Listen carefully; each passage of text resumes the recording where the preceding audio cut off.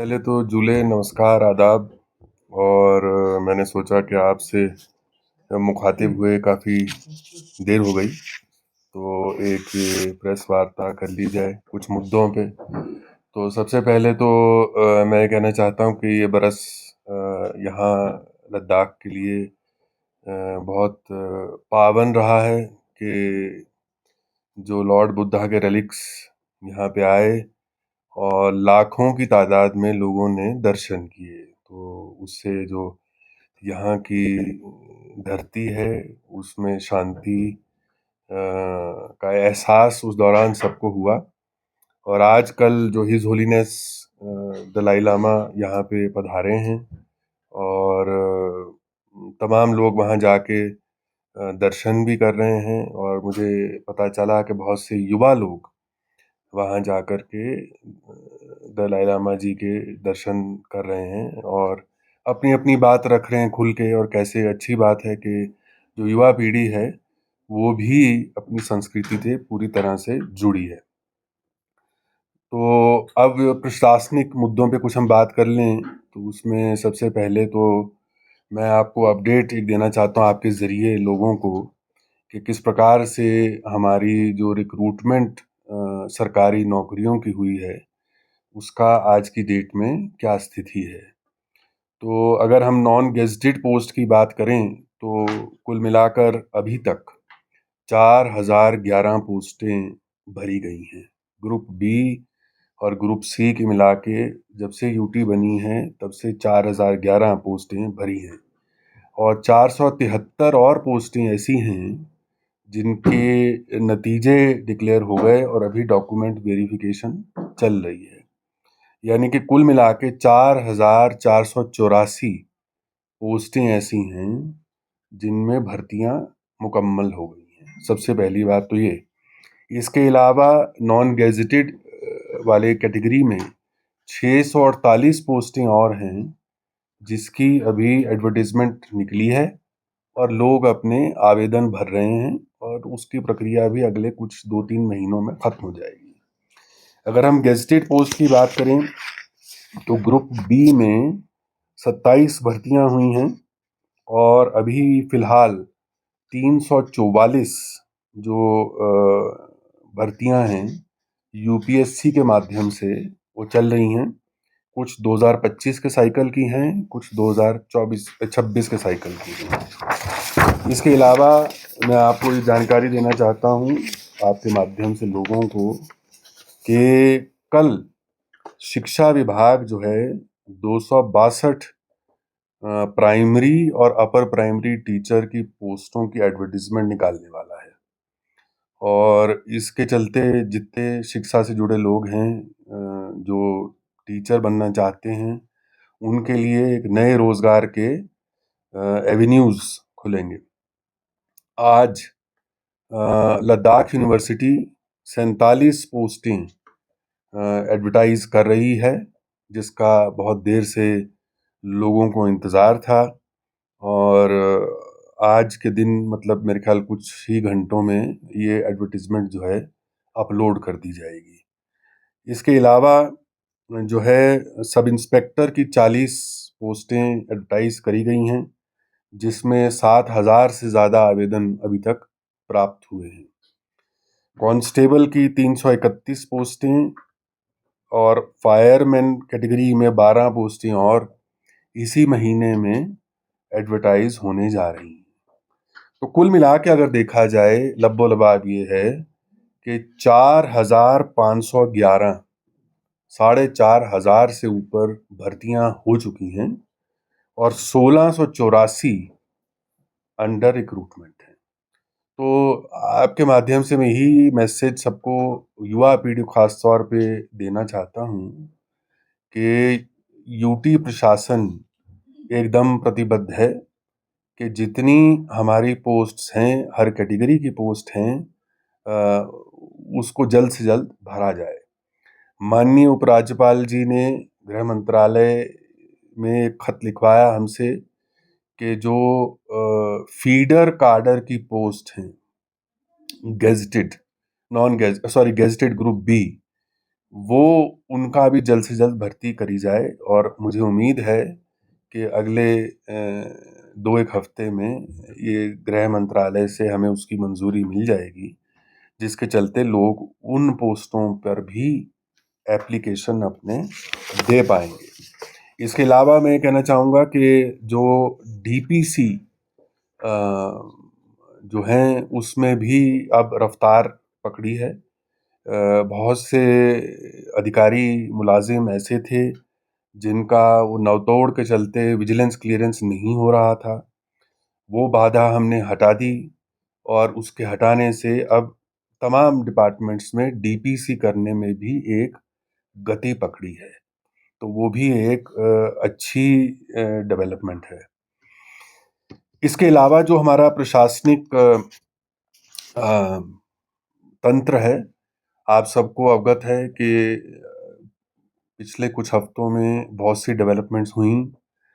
अब कुल मिला के लद्दाख के अंदर 7 नए ज़िले बने हैं और 7 नए ज़िले बनने के बाद अभी कुछ दिन पहले एलजी साहब के आदेश अनुसार हमने 17 नई तहसील की घोषणा कर दी। न केवल कर दी, उसके साथ साथ पोस्टिंग ऑर्डर भी निकाल दिए गए हैं और अधिकारी जो इन तहसीलों में तहसीलदार का काम करेंगे, उनकी नियुक्ति भी हो चुकी है। इसके अलावा आज अभी तकरीबन 1 घंटा पहले माननीय एलजी साहब ने आदेश किया, जिसके चलते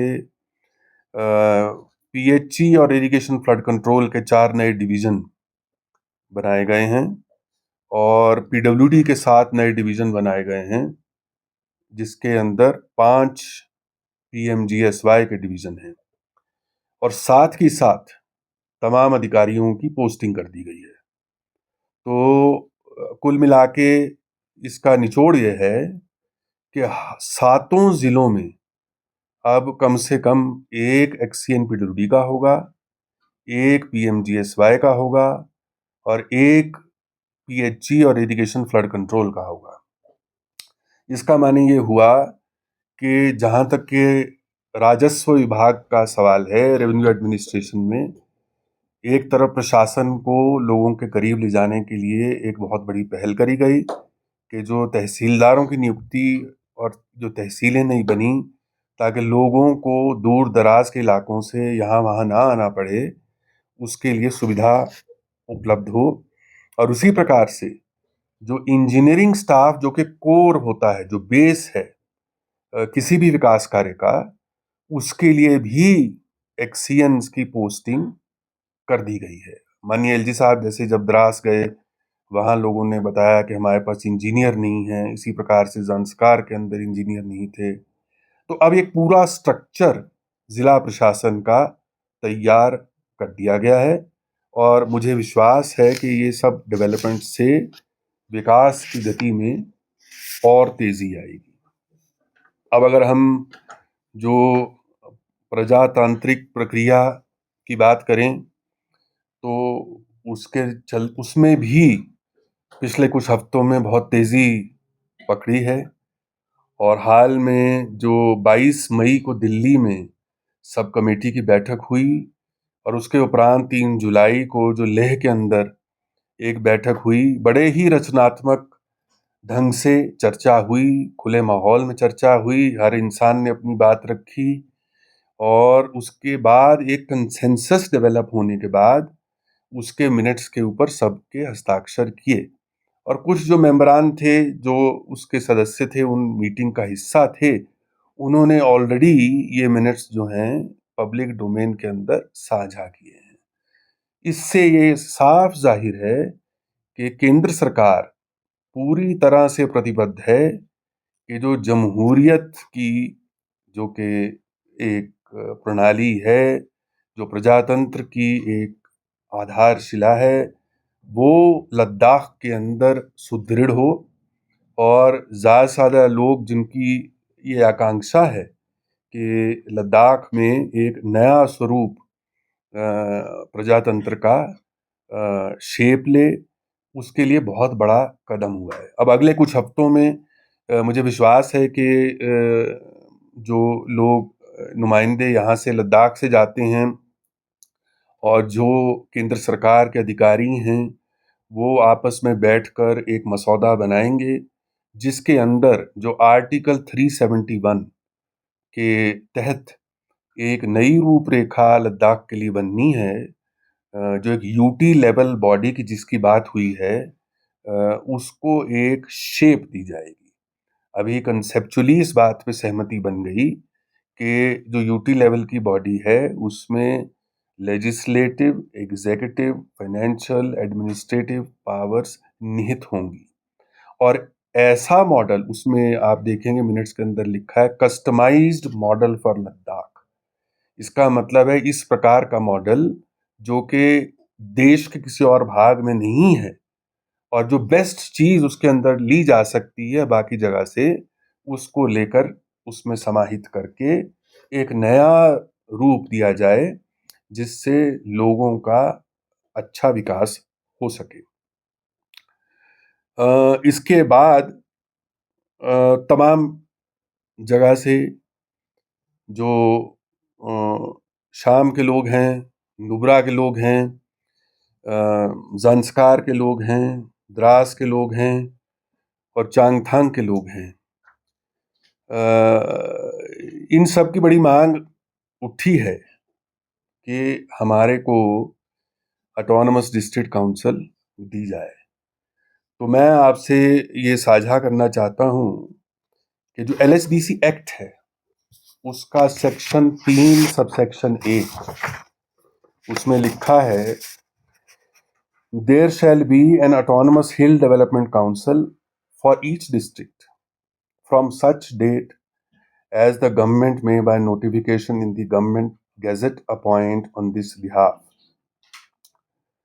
तो अब आज मैं आप सबसे साझा करना चाह रहा हूं कि सरकार ने फैसला कर लिया है कि जो इस कानून के तहत लिखा है उसके चलते 7 जिलों में एलएचडीसी का गठन किया जाएगा।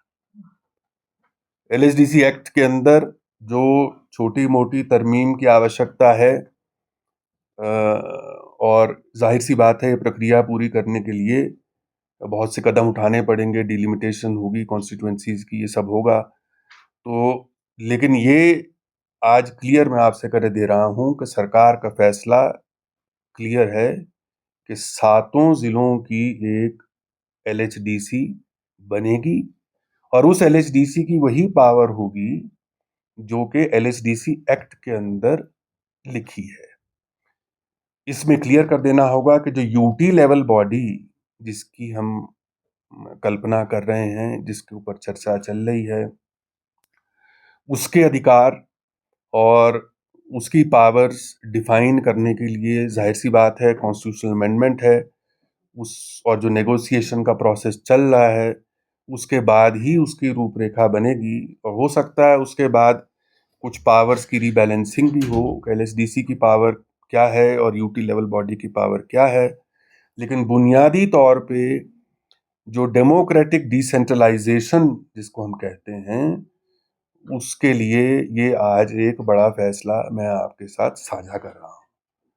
तो मोटी बात ये हुई कि आप देखेंगे पिछले कुछ हफ्तों में जो डिसेंट्रलाइजेशन, क्योंकि इतनी बड़ी टेरिटरी है, 60,000 स्क्वायर किलोमीटर का इसका क्षेत्रफल है, और उस 60,000 क्षेत्र के क्षेत्रफल में प्रशासनिक और डेमोक्रेटिक इंस्टीट्यूशंस को सुदृढ़ करने के लिए जो भी कदम उठाने होंगे उसके लिए केंद्र सरकार प्रतिबद्ध है।